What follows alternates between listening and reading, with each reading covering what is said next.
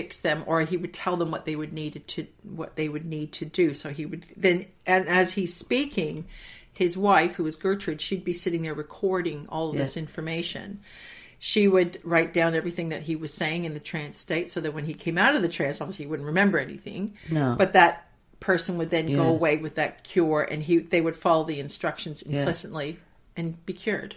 And he had a huge success rate with his the people that came to see him. And some people, it was another really famous, interesting, fun fact about Cayce was that a lot of people couldn't get to see him. Like you've got people that were in other countries. You've got people that were on the other side of the country that for whatever reason, whatever their sickness was, they couldn't get to see him physically. So they would write him a letter and they would tell him what was wrong with them.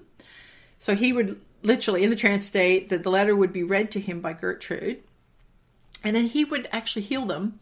Wow. He would provide, because obviously psychically he would travel across the country and once again enter the body wherever they were, see what was wrong, go into the Akashic records, find the cure, and she would record the cure and send the letter back to that person. From a psychic point of view, there must have been vibrations off that letter for him to be able to tune into, because you can do readings and things like that online, but it's so much better to have the vibrations of something. So when he's actually touching, there's a word for that. Is it telekinesis or something where they can touch it? Yeah. I was going to say, for people that don't know about the Akashic records, when I first used to hear the term, I used to think about this massive library in the sky in your mind. Yep. But it's not really like that. It's being able to go in somewhere at the back of the subconscious or in a different realm and come back with the information. So I don't think you actually get to see it. It's not like a pile of books, leather-bound books with part 1. Imagine that, and so it begins. Can you imagine what the date would be? How many thousands of years BC? But anyway, it's all in there. But with Cayce's childhood is actually very interesting, because when he was 10 years old, he was actually visited by an angel, and the angel said to him, "What is your greatest wish?" And he said to the angel, "To help people, especially children." So the angel said, "Okay." So a few days later, he was, because being at the age that he was and being very clairvoyant, very psychic, obviously he was considered a little bit of an unusual child, especially by his teachers. He struggled a lot with learning initially because of the distractions of spirits always coming to him and annoying him. And anyway, his teachers actually said to his father something a little bit unusual about him. I think he may be struggling a little bit with learning. I think he may have a learning difficulty, and his father didn't like hearing that. Probably wouldn't have had autism, the label autism or Asperger's in those days. He was a bit slow. Yes. Yeah, and his father just, obviously the ego interfered there, and he's like, "There's nothing wrong with my kid," So he really came down hard on Edgar, and when it came to studying and so forth. And when Edgar wasn't responding and getting the answers right when they were doing their studying in the evening, his father would get quite violent. In one particular incident, he hit him so hard he knocked him off his chair. Oh. And of course, poor little Edgar, he was so frustrated. So the dad stormed out of the room. So while Edward was in this very vulnerable state, the angel that had visited him came back and said, "Sit back on the chair. Put your head down in the book. You need to sleep for a little while, and when you awake, you'll know the answers." So he put his head down on this particular book, and he did exactly as the angel said. And when he woke up, his father was back in the room, and his father said to him, "Okay, let's keep going with the studies." And miraculously, Edgar knew the answers to every question, and his dad's like, "What happened? Why did you not know this before?" And he said, the angel came to me and gave me all the answers. But this is, long story short, this is how he got through school.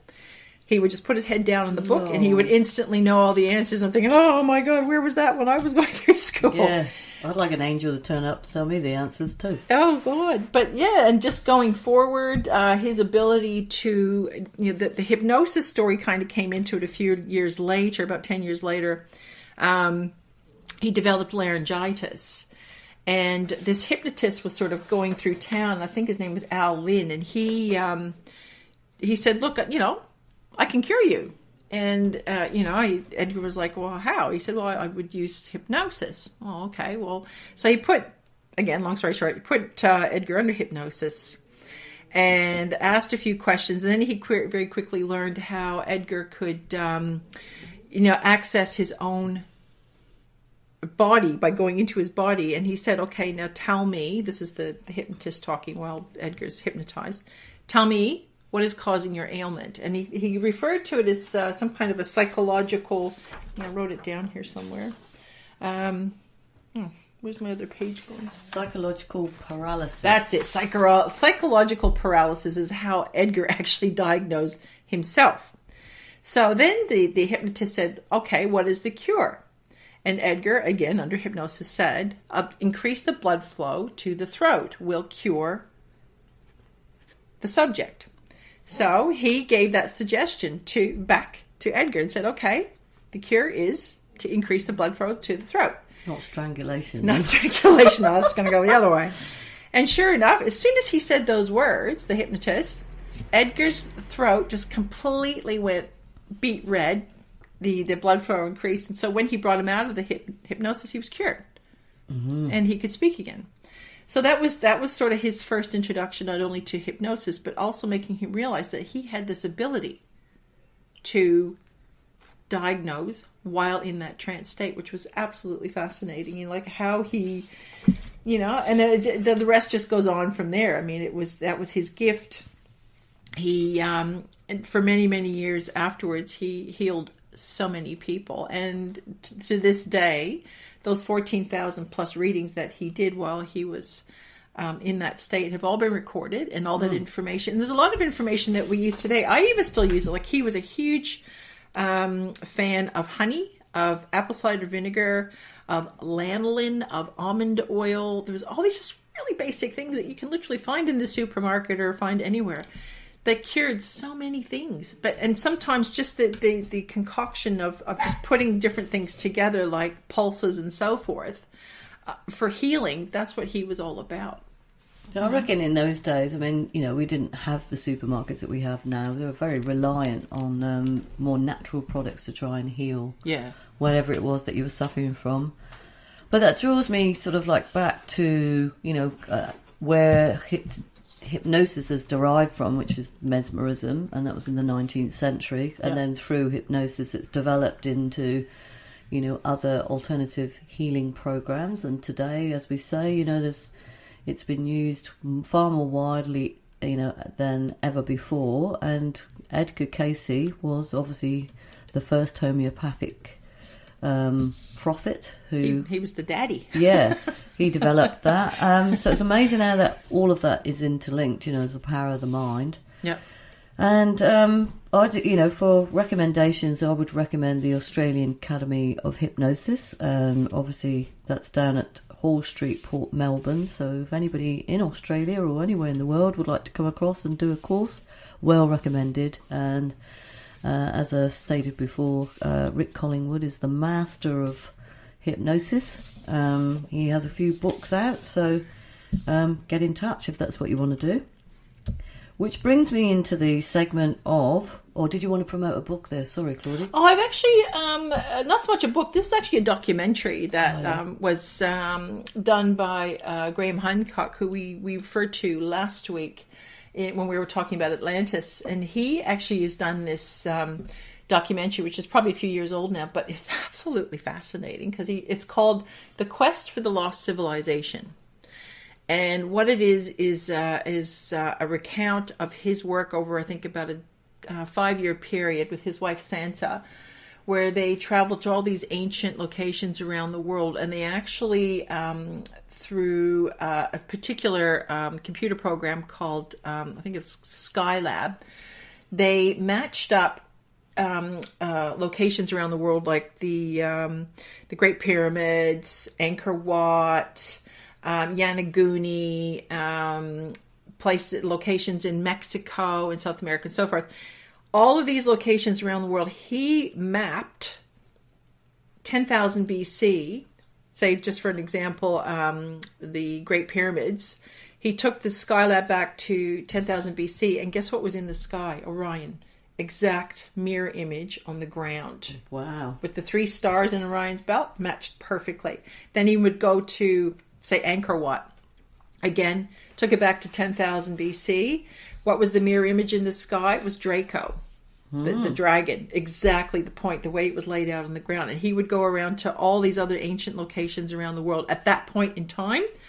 So the evidence he was trying to sort of raise was that at that point in time, this is a marker of when this civilization migrated from one location to another. And they were just saying, we were here.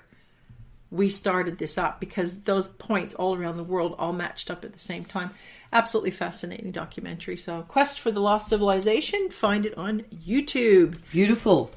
And now we're going to just do the card of the day. And this is for everybody out there who wants to hear a specific message. And the message really is for anybody that's thinking about a new venture, or the future, doing well in the future in some sort of way. This card it reflects a very practical approach to things. So if you wanted to get involved in a new project, or you want to see a window of opportunity, or it's a new relationship, a new enterprise, then just look at the resources around you. It's not about sort of like looking into the future, but really it's about looking at the opportunities that's literally on your doorstep. So you might have a friend who's a really reliable friend, really reliable worker. They've got a brilliant work ethos, or you've got a very organised friend, or you've got a friend that turns vision into reality. They could teach you things. There's stuff that you could learn from them that will be useful in achieving whatever it is that you want to achieve. And don't forget that this card is a very energetic card. It symbolises the energy of a young person. There is also a lot of light-heartedness around this. And obviously, it's about using that energy in a positive sense. So it's an earth sign as well for the zodiac, and it's all about your senses and using what you sense in terms of your talent. So this is for those of you that are wanting the answers about, venturing into a new project or anything like that. This card is for you. Don't think that you're limited in any way. Just look at the possibilities. Identify. Look at planning and progress, and focus on results, okay? So that's for you. Excellent. Well done. That's going to be a new feature in the show each week. Ronnie's going to do her card of the week. So anybody who feels they need to get a little bit of message out of that, pay attention. So Page of Pentacles. Pentacles. Yeah, Pentacles. Tentacles. Winding up, our quote for the day is, the purpose of life is not to become psychic, but to become a more spiritually aware and loving person. That was by Edgar Cayce. I love that. Yeah, it's great. Next week, we are going to discuss hypnosis a bit further, but specifically regarding the afterlife and the works of Dr. Michael Newton and Dr. Bruce Goldberg. Yeah. So I guess we better wind it up, and we'd just like to say thank you to Russell Walder for our wonderful music that we use each week. If you want to send us an email, you can email us at thenewmanistfactor@hotmail.com. We're also on Facebook, YouTube, Stitcher, Spotify, TuneIn, and iHeartRadio. Yeah, and this is what happens in the afterlife for episode 10. See you there. Yes, see you next week, guys. Have Bye. a good week. Bye.